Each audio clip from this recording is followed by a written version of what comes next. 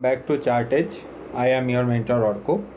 তো আমাদের daily market view সিরিজের আজকে আমরা দেখব যে আগামীকাল অর্থাৎ 30 তারিখ মার্কেট কিভাবে রিয়্যাক্ট করতে পারে আজকের টেকনিক্যাল প্যাটার্নের বা টেকনিক্যাল অ্যানালিসিসের ওপর বেস করে। ঠিক আছে, তো আমরা শুরু করব S&P 500 যেটা ইউএস ইন্ডেক্স সেটা দিয়ে।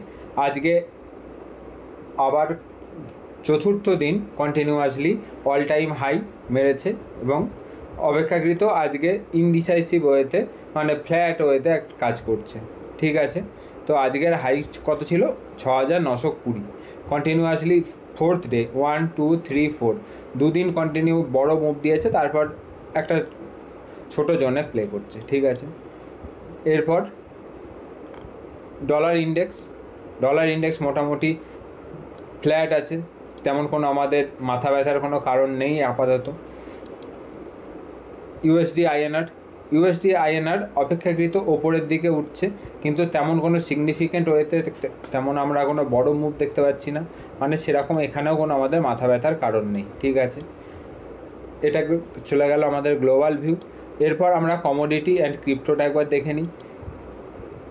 গোল্ড কন্টিনিউয়াসলি 12% যে আমরা ডাউনফল দেখেছিলাম, তারপর একটা হ্যামার বানিয়ে ওপরের দিকে আবার ওঠার চেষ্টা করছে। ঠিক আছে, এবার কালকের ক্যান্ডেলটা খুব ইম্পর্ট্যান্ট ক্যান্ডেল হবে। 29 তারিখ, আজকে 29th, তো 30th ক্যান্ডেল মানে কালকের যে ক্যান্ডেল সেটা যদি কন্টিনিউয়েশন হয় ওপরের দিকে, তাহলে আমরা বলতে পারি আমরা 1,24,000 পর্যন্ত একটা মোটামুটি মুভ দেখতে পারি। আর কালকে যদি কন্টিনিউয়েশন না হয়ে যদি নিচের দিকে আসে, তাহলে আবার ডাউন সাইডে এই 1,17,700 বা 1,17,800 এখানে একটা সাপোর্ট লেভেল, এবং আমাদের যেটা ইনট্যাক্ট সাপোর্ট লেভেল আমরা যেটা ডিসকাস করছিলাম 1,16,000 কিংবা 1,15,000 থেকে 16। ঠিক আছে, যেটা ফিবোনাচির 50% লেভেল, সেখানে আসতে পারে। সিলভার অলরেডি স্ট্রং মুভ দেখানো শুরু করেছে, যেখানে সাপোর্ট লেভেল ছিল সেখান থেকে। কালকে একটা যে গ্রিন ক্যান্ডেল বা হ্যামার টাইপের যে ক্যান্ডেলটা বানিয়েছিল, আজকে কিন্তু সেখান থেকে কন্টিনিউয়েশন দিচ্ছে। ঠিক আছে, এখানে ওপরের দিকে কতটা যেতে পারে? ওপরের দিকে এই 1,49,000 বা 1,50,000 1,50,000, এটা একটা সাইকোলজিক্যাল নাম্বার যে 1 লাখ, 1.5 লাখ, 2 লাখ, 1.5 লাখ টাকা শোনা হয়েছে, কিংবা 1 লাখ টাকা ছাড়িয়েছে, 1.5 লাখ ছাড়িয়েছে, সেই ধরনের একটা সাইকোলজিক্যাল নাম্বার। প্লাস আমরা এখানে 2-3 দিনের হাইও দেখতে পাচ্ছি। এরপরে তার উপরের লেভেল হলো 1,50,000, 1,50,000, 1.5 লাখ এবং তার উপর 1,55,000। ঠিক আছে, আর নিচের দিকের লেভেল কোথায় আছে? ওই 1,41,000, 1,40,000 থেকে 41, এটা হলো নিচের দিকের লেভেল। ঠিক আছে, এটা সাপোর্ট, ওপর একটা রেজিস্ট্যান্স। ক্রুডে আমরা কি দেখছি? ক্রুডে আমরা দেখছি যে প্রিভিয়াস যে ইম্পর্টেন্ট যে সাপোর্ট জোন ছিল মোটামুটি 5400 যে জোনটা, সেই জোনটাতেই ইনট্যাক্ট আছে। কন্টিনিউয়াসলি 4-5 দিন ধরে একই জায়গায় ট্রেড হচ্ছে। আজকেও তেমন একটা কোনো বড় মুভমেন্ট দেখতে পাইনি। আজকে 1% আপ আছে, কিন্তু মোটামুটি ওই 5370-এর যে ইম্পর্টেন্ট যে লেভেল বা সাপোর্ট বিকাম রেজিস্ট্যান্স, সেই জায়গাতেই প্লে করছে। এখানে নিচের দিকে যদি আসে, তাহলে ইম্পর্টেন্ট সাপোর্ট হবে কোথায়? 5,160 বা 5,170। ওপরের দিকে রেজিস্ট্যান্স হবে, ফার্স্ট রেজিস্ট্যান্স 5,500, তারপর 5,600, এই দুটো ইম্পর্টেন্ট লেভেল, এবং সেগুলো যদি ব্রেক করে তারপর একটা ইম্পর্টেন্ট লেভেল হয়ে যাবে 5,800 আশেপাশে। ঠিক আছে, এরপর আসি আমরা বিটকয়েন আমরা 27 তারিখে যেটা আমরা দেখেছিলাম, 27 তারিখের যে ভিউ, যে বিটকয়েন একটা শর্ট টার্ম একটা রেজিস্ট্যান্সের কাছে প্লে করছিল, বা ওখান থেকে একটা রিজেকশান দেখেছিলাম আমরা শর্ট টার্ম রেজিস্ট্যান্স থেকে 1,16,000 থেকে। ঠিক আছে, এবার 1,16,000 থেকে এবার আমরা দেখছি কন্টিনিউয়াসলি 3 দিন নিচে আসছে। তো নিচের দিকে কতটা আসতে পারে? যদি খুব বেশি যদি নিচে আসে, তাহলে আসবে এই 1,07,000, 1,08,000 এখানে। তো তা না হলে ওপরে 1,11,000-এর কাছেও একটা সাপোর্ট নিতে পারে, এবং ওপরের দিকে যাওয়ার জন্য এই 1,16,000 এটাকে ক্রস করা খুব ইম্পর্টেন্ট। এটা একটা ইম্পর্টেন্ট রেজিস্ট্যান্স হিসাবে কাজ করবে। ঠিক আছে, এবার আমরা টোটাল কমোডিটি এবং ক্রিপ্টোর ভিউটাও দেখে নিলাম। এবার আমরা আসবো নিফটির ভিউয়ে। নিফটির ভিউ দেখার আগে আমাদের দেখতে হবে গিফট নিফটি কীভাবে চলছে। গিফট নিফটি এখনও পর্যন্ত মার্কেট ক্লোজিংয়ের পরে সেভাবে কোনো সিগনিফিক্যান্ট কোনো মুভমেন্ট দেয়নি, মার্কেট ক্লোজ যেখানে হয়েছে মোটামুটি সেখানেই দাঁড়িয়ে আছে, ঠিক আছে এখনও পর্যন্ত। ইন্ডিয়া ভিক্সও 12.5 12.5 যে আমাদের লেভেল তার অপেক্ষাকৃত নিচেই ট্রেড করছে। এখানেও কোনো ইন্ডিয়া ভিক্সেও তেমন কোনো বড় মুভমেন্ট নেই। মোটামুটি মার্কেট আমরা যেটা দেখলাম যে stable market, overall global view positive এবং তেমন কোনো বড় নেগেটিভিটি কিছু নেই, মোটামুটি স্টেবল, ঠিক আছে। এবার আমরা নিফটির ভিউ দেখব, নিফটির উইকলি চার্ট দেখব। উইকলি চার্ট উপরের দিকে যাচ্ছে। এবার আজকে নিফটিতে আমরা কি দেখেছি, একটা বড় মুভমেন্ট দেখেছি পজিটিভ সাইডে, ঠিক আছে।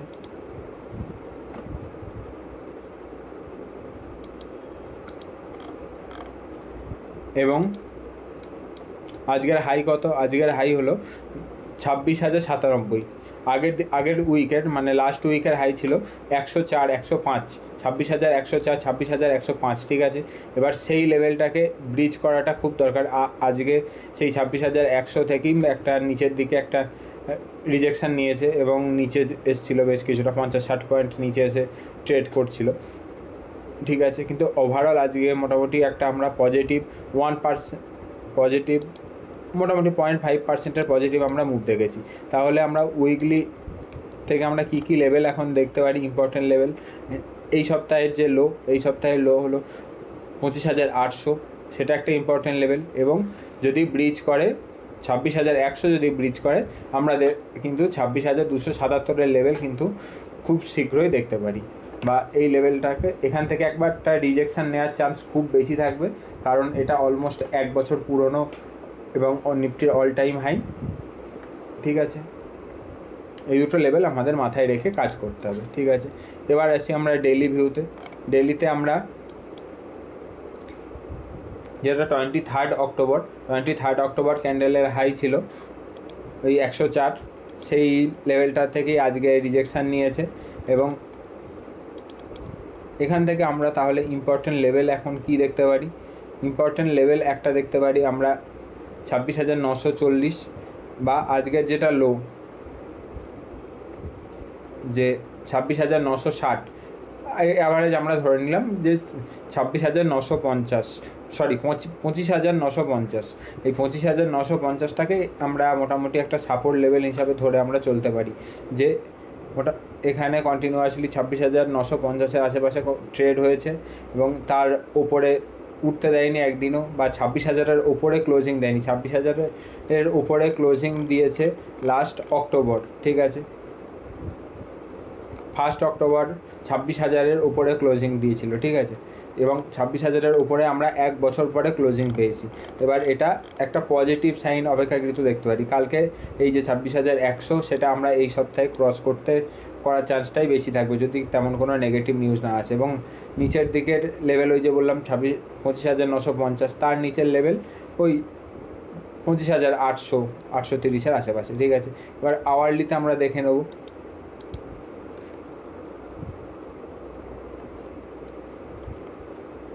আওয়ারলি যদি আমরা ক্যান্ডেলটা দেখি তাহলে আমরা দেখতে পাচ্ছি এখানে ডবল বটম বা একটা ডাব্লু প্যাটার্নের আকৃতি তৈরি হয়েছে। কিন্তু এই ধরনের প্যাটার্ন যখন কন্টিনিউয়াসলি ডাউন ট্রেন্ডের পর যদি তৈরি হয় তাহলে সেটার ইম্পর্টেন্স বেশি থাকে। কিন্তু এখানে আপ ট্রেন্ডের পর এই ধরনের আমরা পেলাম যে ডাবল বটম টাইপ প্যাটার্ন। এবং এখান থেকে যদি ব্রিজ করে 26,100টা এখন ইম্পর্টেন্ট একটা লেভেল হয়ে দাঁড়িয়ে আছে, ঠিক আছে। যদি একবার ব্রেক করে কন্টিনিউয়াসলি 277 যাবেই, মোটামুটি এখানে আমরা 100-150 পয়েন্টের মুভমেন্ট আমরা দেখতে পারি, ঠিক আছে। কিন্তু এখান থেকে আমরা একটা ইন্ট্রাডে লেভেল পাচ্ছি 26,020, বা রাউন্ড ফিগার আমরা 26,000 ধরে নিতে পারি। যে 26,000-এর নিচে আসলে আমরা একবার নিচের দিকে ডাউন সাইডের প্ল্যান করা যেতে পারে, বা 26,100-র ওপরে গেলে একটা আপসাইডের কিছু ভাবা যেতে পারে, ঠিক আছে। এখানেও ওই আমরা একটা 26,000, আর একটা পাচ্ছি আমরা 25,800 লেভেল, ঠিক আছে। তো নিফটির ভিউ আমরা দেখে নিলাম যে কোন কোন লেভেল এখানে ইম্পর্টেন্ট সাপোর্ট রেজিস্ট্যান্স। এখানে বলে রাখি যে এগুলো কিন্তু কোনো রকম বাই বা সেল কল নয়, কোনো কিছু রেকমেন্ডেশন নয়। আমি শুধুমাত্র টেকনিক্যাল অ্যানালিসিসটাকে লাইভ মার্কেটে শেখার জন্য এই ধরনের ক্লাসগুলো তৈরি করছি। এগুলো আমরা লিমিটেড কিছু জনকে দিতাম, ডিস্ট্রিবিউট করতাম যারা আমাদের একদম কোর মেম্বার তাদের, কিন্তু বেশ কিছু জনের রিকোয়েস্টের ফলে এটা আমরা পাবলিকালি পোস্ট করছি, কিন্তু এখানে আমরা কোনো রকম বাই বা সেল রেকমেন্ডেশান আমার দিচ্ছি না, ঠিক আছে? আমরা কিন্তু কোনো রকম সেবি রেজিস্টার্ড প্ল্যাটফর্ম নই, ঠিক আছে? সেই জন্য আপনারা নিজেদের অ্যানালিসিস করার পরেই কাজ করবেন। এবার সেক্টরগুলো আমরা একটু তাড়াতাড়ি দেখে নিই। যে কালকেও আমরা ডিসকাস করেছি সেক্টর সম্পর্কে, সেই জন্য আজকে নতুন করে কিছু বলার নেই। আজকে সমস্ত সেক্টর গ্রিনে ছিল এক্সক্লুডিং নিফটি অটো মোটামুটি 0.7% আজকে ডাউন ছিল। বাকি সমস্ত সেক্টর মোটামুটি অলমোস্ট 1%-এর আশেপাশে আপ ছিল, ঠিক আছে? তার মধ্যে সবথেকে বেশি ওপরে ছিল অয়েল অ্যান্ড গ্যাস, সেটা আমরা এক্ষুনি দেখব। এবার এখানে যদি আমরা সেক্টর দেখার জন্য মুভিং অ্যাভারেজের হেল্প নিই, তো মুভিং অ্যাভারেজ সমস্ত উপরে আছে। আমরা কালকেই ডিসকাস করেছিলাম যে ফাইন্যান্সিয়াল সেক্টর স্ট্রং আছে, তারপর অটো সেক্টর মোটামুটি স্ট্রং আছে। এবার আজকে একটা ক্রুশিয়াল জায়গাতে আছে, যদি 20 ডেমাকে ক্রস করে যদি নিচে চলে আসে তাহলে এখানে আমরা একটা শর্ট টার্ম বেয়ারিশ প্লে দেখতে পারি, ঠিক আছে? এখানে সাইডওয়েজ একটা রেঞ্জ প্লে হবে তখন। এরপর আমরা দেখেছিলাম নিফটি মেটাল বলেছিলাম, আমরা দেখেছিলাম যে সবথেকে স্ট্রং আছে, এবং নিফটি মেটালে আমরা কিছু স্টক আমরা খুঁজেছিলাম, বা আমরা এখান থেকে একটা দুটো চার্ট যেটা স্ট্রং চার্ট সেটা আমরা পোস্টও করেছিলাম, যে পোস্ট সেকশান আছে ইউটিউবে সেখানে। তো সেই স্টকগুলি খুব ভালোভাবে প্লে হচ্ছে, আজকেও সেই স্টকগুলি খুব ভালোভাবে চলেছে। আজকেও 1.7% আপ আছে Nifty metal. This is a very strong move, ঠিক আছে? কন্টিনিউয়াসলি ওপরের দিকে উঠছে। এবার নিফটি মেটালে যদি আমরা কোনো জায়গায় রিস্ক টু রিওয়ার্ড ফেভারেবল এমন জায়গায় যদি ট্রেড পাই, সেটাকে আমরা দেখবো বা দেখার চেষ্টা করব, ঠিক আছে? নিফটি অয়েল অ্যান্ড গ্যাসে আমরা আজকে খুব স্ট্রং মুভ পেয়েছি। আইওসি এটাকে লিড করেছে, আইওসি মোটামুটি 5-6% আপ ছিল। তারপরে বিপিসিএল, এইচপিসিএল বা হিন্দ পেট্রো, এরা সবাই আজকে ওপরে ছিল। এমনকি রিলায়েন্সও আজকে অলমোস্ট 1% ওপরে ছিল। এরা সবাই লিড করেছে অয়েল অ্যান্ড গ্যাসকে।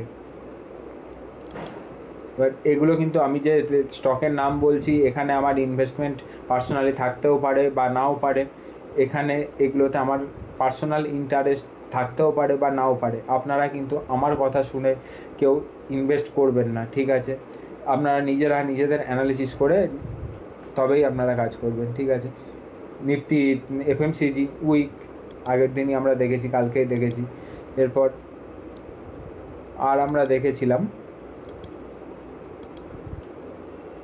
এগুলোই নিফটি আইটি তো উইক আমরা দেখেইছিলাম, ঠিক আছে?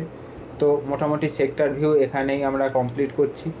হ্যাঁ, আজকের মতো ক্লাস এখানেই শেষ করলাম আমাদের ডেইলি মার্কেট ভিউ। পরের দিন আগামীকাল আবার দেখা হবে। এবার আপনারা যদি কোনো একটা বিষয় সম্পর্কে জানতে চান যে এই বিষয়ে আজকের মার্কেট ভিউ আলোচনা করা হোক, সেটা অবশ্যই আপনারা কমেন্টে জানাবেন, এবং সেটাকে আমরা চেষ্টা করব যে পরের দিন সেইটাকে নিয়ে ডিসকাস করার, ঠিক আছে?